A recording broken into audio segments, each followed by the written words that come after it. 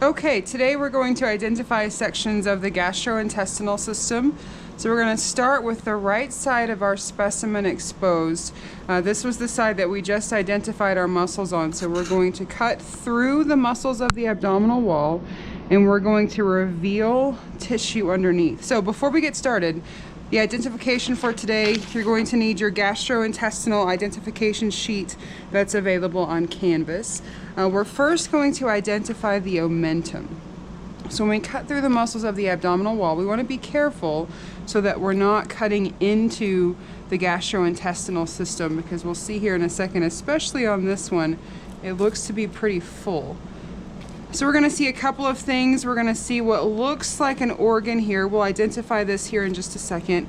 We're going to trace right along the ribs, cut all the way up to the backbone, and then we're just going to remove the abdominal wall muscles so we can expose the gastrointestinal system inside of the abdominal cavity. So from our PowerPoint lecture, we know that the gastrointestinal system is a unique system because it has a component in every body cavity. So we started our mouth and the oral cavity, we go through the thoracic cavity all the way back. So it's a pretty unique system. The first structure that we're going to see here is this structure right here. This is called the omentum. And the omentums are going to look different for different species. I'll show you another one here in a second. But the omentum is embedded in fat, and you can see the fat pretty clearly here. The fat in the omentum is referred to as caul fat. And in the old days, they would actually use the caul fat to make soap. We can also feel our ribs here. So this organ right underneath the ribs, this is the liver. So please don't confuse this with the lungs. The lungs are actually in the thoracic cavity, whereas the liver is in the abdominal cavity, right behind the ribs. So the next thing that we're going to do is remove the omentum.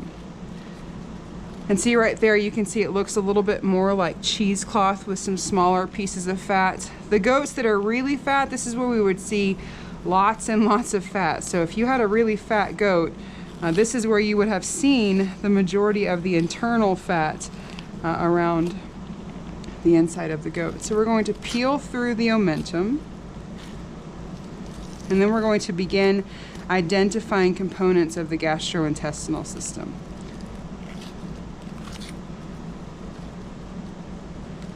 Quite a bit of omentum here. A pretty big gastrointestinal system, and we'll see just how big it is as we move forward. All of that excess formalin is pooled inside of our specimen. So we're going to try to keep it inside and not outside on meat. So we see the omentum here. Really unique structure, easy to identify. Remember, the fat in the omentum is called the caul fat. So now we can see the liver a bit more clearly. We can also see a structure of our ruminant stomach called the abomasum. And make sure that you watch the PowerPoint slide discussing the components of the ruminant stomach and the monogastric stomach. So I'm going to show you these components inside of our specimen, and then we'll take the ruminant stomach out and look at the individual components. So up here, if we look inside of the specimen, we're going to see two components of the ruminant stomach.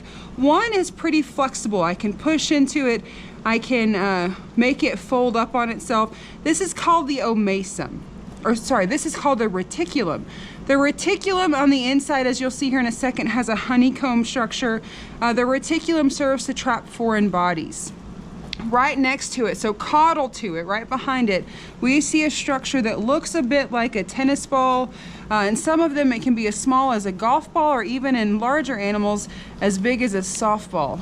This structure is called the omasum. And in the old days, the omasum was referred to as the butcher's Bible. And the reason it was referred to as the butcher's Bible, because as we'll see when we look at it separated, it has page-like folds on the inside, so a very unique structure. Next, we have the abomasum here. We have the abomasum. The cranial portion of the abomasum is called the cardia. We can't see the cardia on this specimen because it's intact. We have the body. of the abomasum, and then the end of the abomasum is called the pylorus. And when you look closely, you can see the end of the abomasum, or the pylorus area of the abomasum, actually pinches off. And this muscle here is called the pyloric sphincter. And the pyloric sphincter controls the movement of food through the abomasum into the first portion of the small intestine that we see here. So pyloric sphincter here, terminal portion of the abomasum, leading to the first portion of the small intestine that we see right here. This is called the duodenum. And specifically, this component here is called the sigmoid loop of the duodenum. So we see the duodenum go straight up and then it loops back around. This structure right here is called the sigmoid loop. So we're going to keep following the duodenum. You can see it right here. The duodenum is going to loop around. We're going to follow it around, and it's going to transition into the second portion of the small intestine. That's the largest portion of the small intestine. We call this the jejunum or the jejunum. So the jejunum, as you'll notice, is really long, but it's curled up.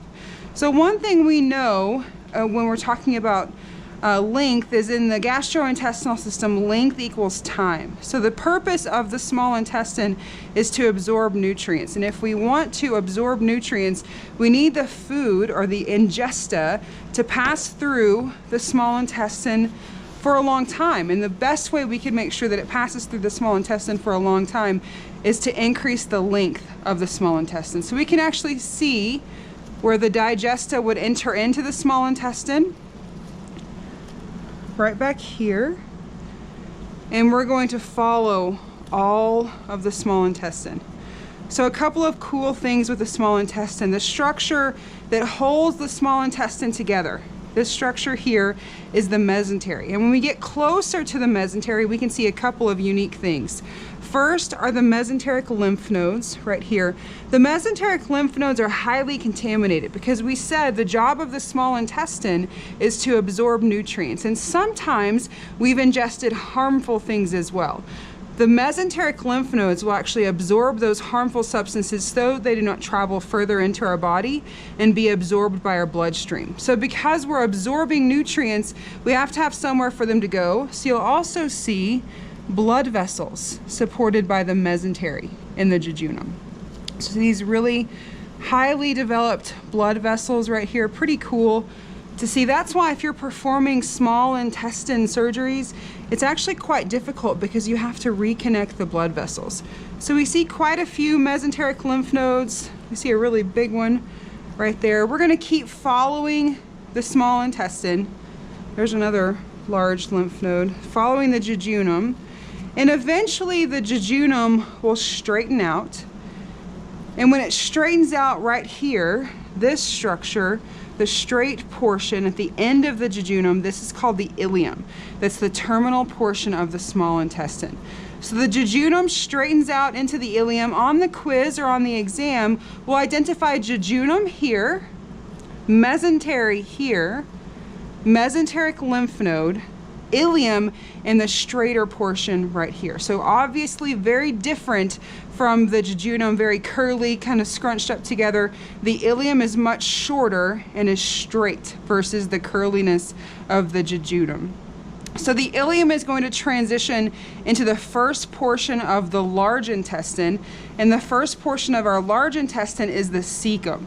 So the cecum is right here. You're going to notice the cecum is very distinguishable because it has a blind end. So one pouch on the end of the cecum, this goes nowhere. One thing you'll also notice about the cecum, remember in the small intestine, the job is to absorb nutrients.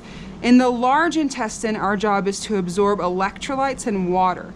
So digesta will enter into the large intestine, or the first portion of the large intestine, with a high moisture content. And as it passes through the large intestine, we'll actually see the composition and the consistency of the digesta change. Specifically, it's going to lose moisture. So the cecum is the first portion of the large intestine. The second portion of the large intestine is the colon, and there are several components of the colon. The first component of the colon looks a lot like the cecum, and it sits right above the cecum. This is the proximal loop of the ascending colon. So the proximal loop of the ascending colon, here's our cecum here. The proximal loop of the ascending colon is right here. The proximal loop of the ascending colon looks a lot like the cecum relative to the composition and the consistency of the digesta. So similar in composition, it's starting to lose some moisture in the proximal loop of the ascending colon. We're going to identify this structure here in a second. The proximal loop of the ascending colon is going to transition into one of the coolest structures, I think, inside of the gastrointestinal system, and this is the spiral colon. So again, we mentioned earlier that in the gastrointestinal system, length equals time. So the job of the large intestine is to absorb nutrients and electrolytes from the digesta. So as ingesta enters into the small intestine, we're absorbing nutrients. Digesta enters into the large intestine, we're absorbing electrolytes and water.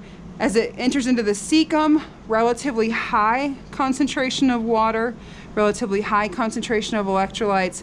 As it enters into the proximal loop of the ascending colon right here, still high levels of moisture, high levels of electrolytes, but the length of the spiral colon allows for absorption of lots of water and lots of electrolytes.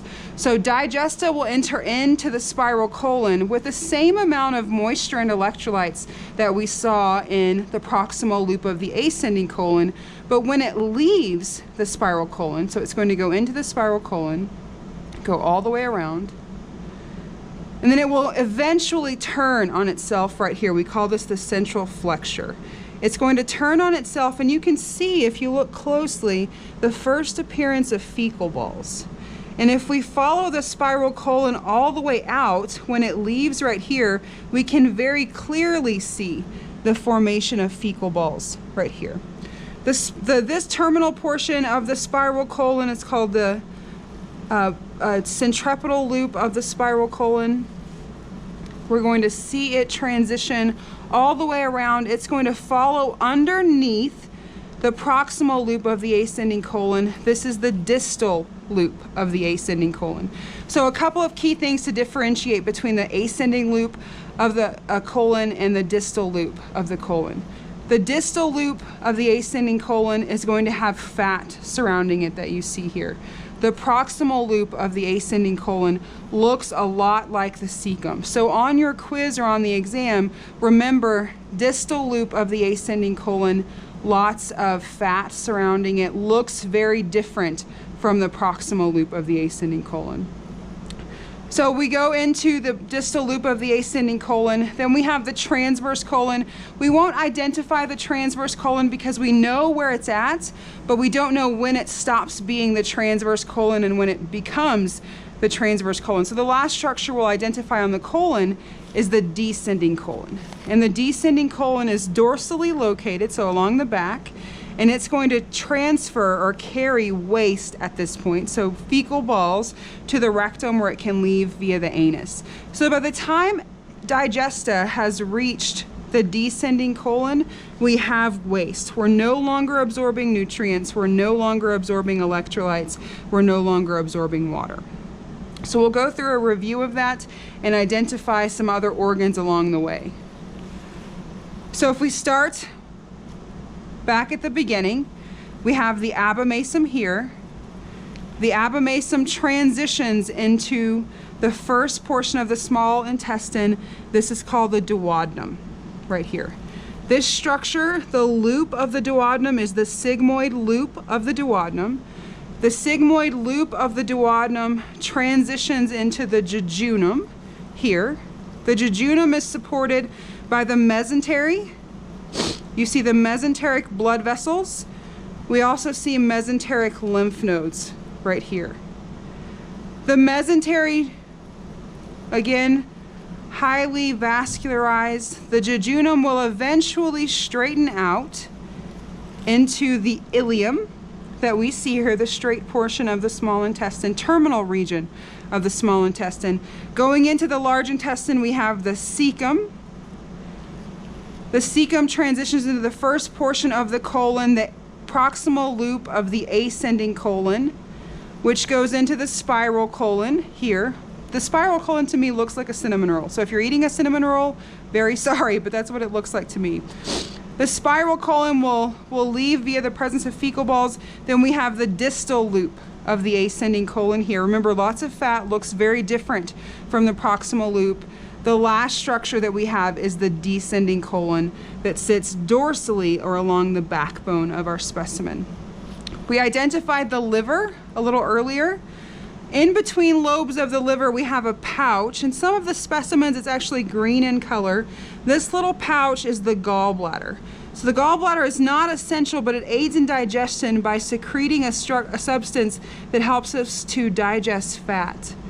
Another organ that we'll identify sitting right behind the loop of the duodenum, the sigmoid loop of the duodenum, we have a flat V-shaped structure. We can see it right here. This is called the pancreas, and the pancreas secretes insulin. So it looks a little bit like modeling clay or putty back here, but it's a little difficult to identify if you're not familiar with what it looks like. This is the pancreas that sits right behind the sigmoid loop of the duodenum.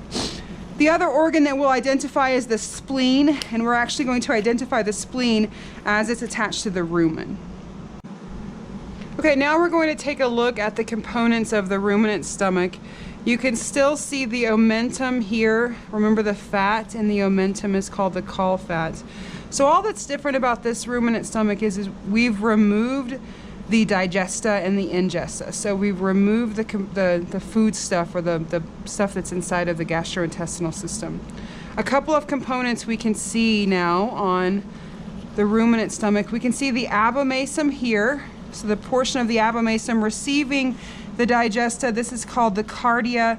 The portion of the abomasum, we're leaving the abomasum going into the small intestine. Remember, the pylorus and the pinch, the muscle at the end of the abomasum or the end of the pylorus, is called the pyloric sphincter, and you can actually see the pyloric sphincter right there. When we look at the inside of the abomasum, you'll see a relatively smooth interior appearance. It's going to look very different from the other structures we'll see here in a second. The omasum. Remember, the omasum was called the butcher's Bible, and inside of the omasum we see the page-like folds. So a very distinct structure inside of the omasum looks very different from the other components of the ruminant stomach that we'll identify.